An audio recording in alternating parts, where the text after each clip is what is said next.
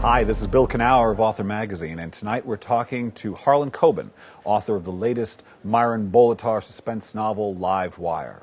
We sat down at Third Place Books in Lake Forest Park and discussed how an author must keep his blinders on, how not to pay any attention to ebooks, trends, or marketing, and just think about the next book. Enjoy. When I'm usually asked about favorite childhood books, almost none of them were mysteries. I mean, it was not like one of those Hardy Boys, Nancy Drew guys. I was really into, as a kid, Roald Dahl. I was into the Narnia series, C.S. Lewis. I was into Madeleine L'Engel's A Wrinkle in Time.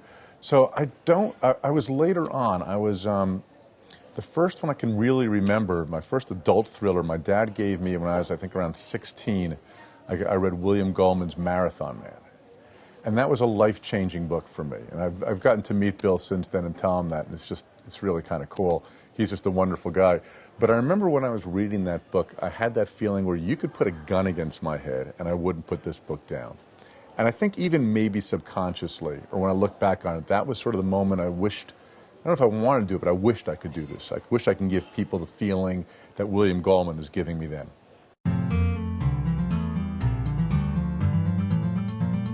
She's a slippery sucker, and she's also a very cruel mistress, a demanding mistress. I mean, part of being a writer, I think, one of the things is that you don't really have much of a choice in the sense that whenever I'm doing something other than writing, if I'm driving the kids to school, if I'm trying to enjoy myself, whatever, there's always a little voice in my head that says, you should be writing. Even when I'm reading, there's always a voice in my head that says, you should be writing. Let me put it this way, I am my most productive. And most of your favorite artists, and I use that word, literary artists of any kind, or the most mainstream versus the most commercial, are at their most productive when they treat this like a job. It was a Philip Roth book where I read, though a lot of people, again, are getting credit for this quote, amateurs wait for the muse to arrive, the rest of us just get to work. And so, if people are out there listening to this and they want it to be kind of always fun and magical, and you think the muse sits on your shoulder and sings angelically, that's not how it works. When I first started, I first had two very small books for the small press. And then I started the Myron Bolitar series, which were paperback originals. I got $5,000 a book for them, and I had 15,000 printed in paperback. I thought I was the cat's ass. I thought I was the coolest thing in the world.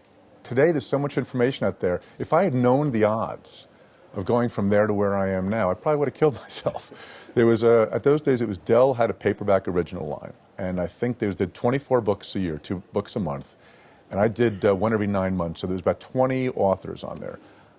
Of those 20 authors over the course of 3 or 4 years doing this, I think maybe 2 or 3 are actually still in print, nonetheless have a really great kind of career. So if I knew those odds coming out, if I thought, that if I let that depress me or I started worrying about that, I probably would have frozen. But all I kept saying to myself was, write a better book. I never really, despite what those articles said, I never really understood the market. I always thought wherever I was lucky. I just wanted a book published. That's all. I just wanted 1 book published. Okay, 2 books published would be nice. Okay, maybe being able to just sort of scratch out a living. Okay, maybe if I could, win an award, get on a bestseller list, blah, blah, blah. But each step at a time. But I was really, in the end, I wish I tell new authors, try not to pay much attention to it. The book comes out, the best thing to do is start writing the next one before it comes out, okay? Because if you hit big, it's going to screw with your head and you're going to have trouble writing anyway. Try not to worry about, despite what people think, I never really worry about the market. I never paid attention to what the market does. I think it's a huge mistake to pay attention to what the market does. It's a much better idea to just write the book that you love and care about. I really would recommend you be a little bit naive. Don't go checking your Amazon rankings every 5 minutes. Don't go calling whatever ISBN number you found from Ingram to find out what your sales figures are. Don't call your local store and ask. Don't try not to worry about it too much, because depending on your print run, it's not going to make too much of a difference. When I was at that level I was talking about before with Dealbreaker or whatever else, where I was 15,000 paperback originals, there's only so far you can go. It's going to take a leap of faith and a book that's going to appear bigger and better. There's things that are beyond your control a little bit, and by far and away the best way to market your book and get your career rolling is to write something better the next time. and to look ahead. That's the one thing you can control. That's the only piece of marketing. I did all this, the other side of the coin is I did a lot of different things that were probably a waste of time. And when I did finally break out, you had the breakout book, which in my case was Tell No One, I kept hearing all of the reasons why. I had been charming on panels. I had done a lot of small book signings. I had a really cool cover and all of that, which might explain it, except it didn't really explain why it did even better in France and in England, where I had never toured, never even had a book out before in France, had very small books out, and all over the other places in the world that it happened. So why they happened there? They didn't have the cool cover. I wasn't nice to people or any of that. And I concluded that there was something in the book.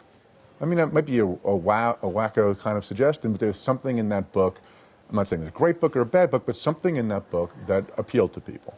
So that's really the best way is not to worry so much about all this marketing stuff. And I know it's hard because we want to keep score. We want to know what's happening. When I first started in 94, 95, when the first Deal Breaker first came out, and even earlier my other ones, we didn't have Amazon or things online. We couldn't check blogs and Twitters and how many times our name was done. And that's probably a healthy thing.